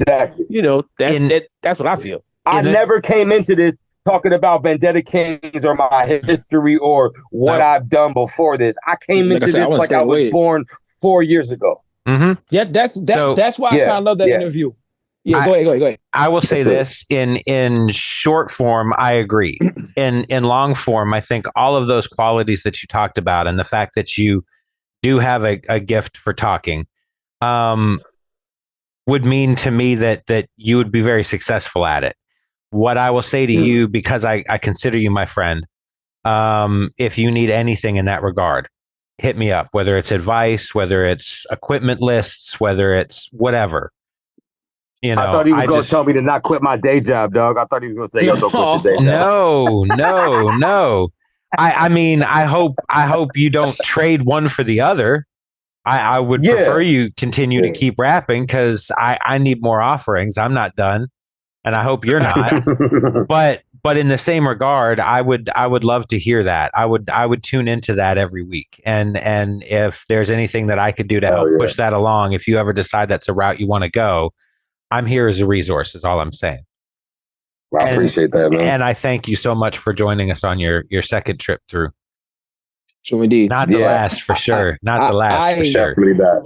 Before we get out of here, it kind of reminds me of like your transition from group to solo. It's kind of like, you know, when Jay-Z was rapping fast when he first started. Then he started rapping slow. Then he started rapping slow, and that's when he blew up. I compared it to kind of like that. It's like, boom. Even though the faster rapping Jay-Z prepared his stuff for like Jigga What and other songs where he rap fast, That's Your Bitch and shit like that, he still has the qualities to go that bag right there. But when he slowed it down, that's when everybody was like, oh my God, Reasonable Doubt, that type of shit. Day in a Lifetime was before that shit. Also, everybody out there, go check out the Test Collective. I'm saying, I got this beautiful tape right here. You open this shit up, my man's right there in the joint, son. Yeah. Look how good this shit is, yo. Yeah, that's fire. Yeah, that's fire. That's quality right there. It really is. That's a real walk-in cooler. That's a real walk-in. That's like that's real stress right there, man. Man, shout out the press. Shout out the press collectors, man. They killing it right now. Yeah, you did. It has an Obi on it, but I took the Obi off. Anyway. I don't know, man. Like I saw last week, my comic books, them shits ain't bag and boarded, yo. I be treating them shits like so disrespectful because I like listen to, I read the shit I have. So I actually listened to this record when it came. I wanted to see what it sounded like, even though I got a Bose speaker. That shit sounds beautiful. You can really tell. You really tell it sounds good. There's some records I have in here that don't sound that good. I mixed and mastered that shit. It's either me, Swab, or Analog Lord. And so like it depends on what sound I want. So like they all do their shit. I do my shit. Like I have a certain sound. Sometimes I need some crazy shit. I do want to talk about an upcoming project before I let y'all go. I know we always too long winded, but we didn't touch on upcoming projects. Obviously I got a lot in the cut. Yeah, please tell us. Always have. But update. I'm really excited. Yeah. Nah, I'm really excited about this Rob De Niro shit. Me and Rob De Niro. Shout out Rob. Yeah. This one's gonna be special, man. It's almost. I got one track left. I can't even remotely go into features, but like probably the craziest features I've ever had on a single album. It's crazy, controversial. I'm touching on topics that are crazy. Like I can't even give y'all the basis. I just want you to be ready for this Rob De Niro album. I feel like the album that is gonna follow up Tester Roa it's gonna be a moment, bro. You guys are about to see it like a crescendo moment.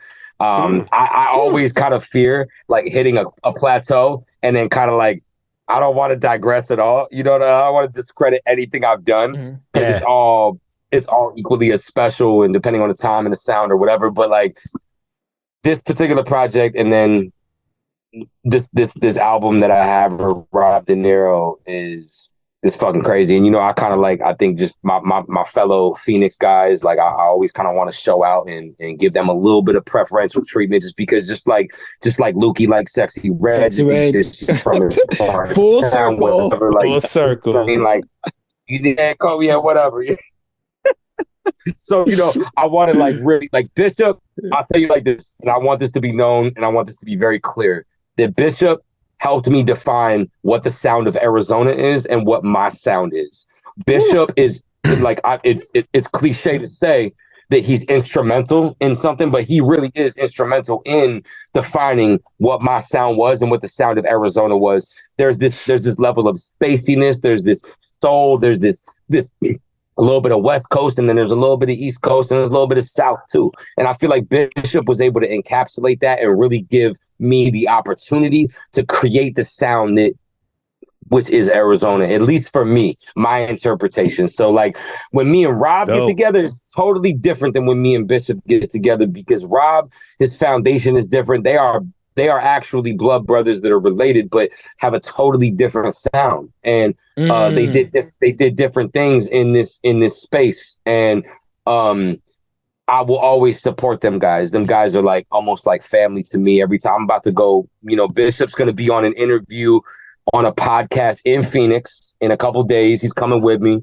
My son's going to be with me. Like we're doing some real shit. I'm showing out in Phoenix, man. I'm really going out there. We doing some dope shit. So, shout out to Bishop, shout out to Rob. Look out for this album. Eternal Summer, just so you guys know, Eternal Summer will have it will be a series. There will be Eternal Summer, at least Eternal Summer 2. So, can't wait. This is something that we've been working on for many years, man. And this involves a high level of execution and just, a lot of patience, man, and just taking your time with this. And when you make timeless music, like what Nipsey was attempting to do on, what he was attempting to do with his career, what he did on Victory Lap was essentially, he laid a foundation. And I give Nipsey a lot of flowers for that because that foundation mixed with like other classic, templates and other legends that have showed me how to be that great, whether it's Dre, Rick Rubin, Nas, Andre, whoever the fuck it is, they all played a part in inspiring me how to make the greatest shit I possibly can. So you guys we haven't even scratched the surface. My career. And one thing I promise you guys, I'll make a promise like literally on record that no matter how far through the ceiling I take this, I'm always going to link up with you guys. We always going to have these conversations. We're going to follow my career no matter how far this goes, bro. Like, I want you guys to be a part of this. I appreciate you for documenting it. I appreciate you for giving me the opportunity to put my shit out there no matter what level I'm on. And always being extremely indifferent. You guys are like the original NPR. You guys is like the most unbiased media source you can go to, because it's like, you know, Cronkite shit, where it's like, yo, OG shit, where it's like, you when you see Charlie Rose interview Spike, it's like, oh yeah, you getting the real Spike gonna let it fly. Like this is really what it is. You know what I mean? So for me, like, thank you for not censoring shit. Thank you for not being biased. Thank you for just letting an artist be an artist and just letting us talk our shit and really express ourselves for how it's meant to be, for how we want to put ourselves to the world. We wouldn't be here without people like you, New Vegas, Cinematic, Hit the Clutch, you know, or the Art of Rhyming, 1,000 Words, you know, all the media guys, all the photographers, you know what I mean, all the people that capture these moments, that captured artists in their purest form. You know, that's the shit we really, really need to push this culture forward, because artists can't do it by themselves, managers can't do it by themselves, distributors, everybody works together to get this music to the world, and then the fans are the ones who decide what it really is. You know what I mean? So let's continue this journey. You guys we haven't even, genuinely, what happens next month is going to be, what happens from right now until the middle of October. That's going to be a game-changing time for Maze Overlay, and for, you know, and not just myself, but for Coach, and for this genre and this music. Like, we are really trying to make an impact that is bigger than, you know, what they say in The Departed, right? I don't want to be a product of my environment. I want my environment to be a product of me. You know, so I'm not just inspired by it and influenced by. I'm actually changing it myself too. You know what I mean?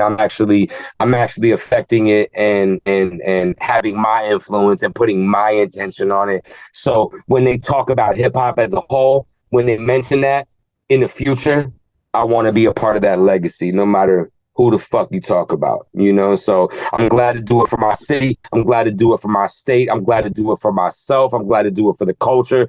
But more than anything, man, this is for y'all. This is for the people. And the people, I'm when you listen to Tester Roa, you listen to something like Finito or Jacket, bro, you're hearing the inner workings of my life. I'm being vulnerable enough to let people understand exactly what I've been through in some of the most, you know, emotional situations in my life. And that to me is enough. So I want people to receive it in their own way and judge it and digest it and share it, put it out there and comment on it and hate it and love it and whatever the fuck it is to you. Let that be, man. But I can't salute you enough, and I'm grateful to you guys that you guys give me the opportunity, and even some of the words you guys said, you know, over the course of this last couple hours have been like, you know, if we take it lightly, and a lot of rappers are like, yeah, cool, they expect that. I don't, man. And I'm so humbled and so, like, you know, so the amount of gratitude I have for the flowers I get and for the praise I get. We all part of the same thing, man. I'm just another. Oh no! You know, his battery probably died. Yeah, his phone probably died. It was about to. No, he's back. There you go. Hey. What happened? Good. So I know it said the Zoom. I think it kicked me out and kicked me back on. But either way, just to finish, man, I'm grateful for you guys. I appreciate it. Thank you for everything. Thank you. Thank you, my guy. Thank you, my guy. Thank you, my guy. Yeah. And this is what, I forget what day it is, because we in the future. You know what I'm saying? It's 157, man. You know, it's coming out Tuesday, August 21st. Yeah, Tuesday, August. So you got the next month. You already almost to the next month. You hearing this avalanche, this tidal wave of Maze Overlay come. Maze Overlay. Don't get washed away. Episode 157. Bang. On the 31st of this month, me and Johnny Storm drop Equestrian Playboy. That's between this last project. Shout out Johnny Storm. That's my thon right there. Yo, that's one of the illest spitters in this shit. That dude is a threat, bro. His name keep coming up, man. But shout out Sabio, man. Come on. You know, Sabio shouted out Johnny Storm. How'd you know that's who I met him through? How'd you know that? That's my man. We talked to Sabio a few weeks ago. Yeah, we talked to Sabio a little bit ago. Arizona, that's crazy, bro. Shout out Sabio, bro. Shout out That's some Sabio, Arizona man. shit right there. Sabio man, y'all Dub. really know your shit, man. Y'all be knowing your shit, man. Y'all got some crazy details I didn't even know y'all would have. But We yeah, try to man, be locked in, man. You know, we do our homework. That's right. I see that. We in this. We for real about this culture, man. We ain't motherfuckers that just I know that. Google, oh, who put an album out this week? Oh, let me talk to them. But and fuck all the other podcasts like Descolo and Steven All Time, Hit the Clutch, fuck Mike Powers, fuck Mike Powers, fuck all You're those going guys. full heel now. I love those guys, man. I love all these guys. I love all those guys. I'm sorry, guys. But yeah, this episode 150, episode issue 157 with our man Maze Overlay. We've been with you from day one. We want to say we kind of like day one, kinda. Yeah, we'll have to. Early enough. I'm gonna change the name of our text group to Day One. What? Yeah, we was there like a couple albums deep. Pause. Now we got a lot of albums deep. We there. We with you, my guy. We with you. Can't wait till December. And we definitely got to link up for this basketball game. Yeah, we got to link up for the basketball game. We killing the youngins. Yeah, word. Yeah, you gonna be surprised. You're gonna be surprised for sure. Yeah, definitely, man. We'll see. Boom. We'll see y'all next week. Y'all motherfuckers drink water and remember, it's okay to lose to Luka Cage in basketball. Cause you know what I'm saying? You don't want to get touched, go play ping pong. Know what I mean? Boom. Go run the track. Go get in the pool. It don't matter. What?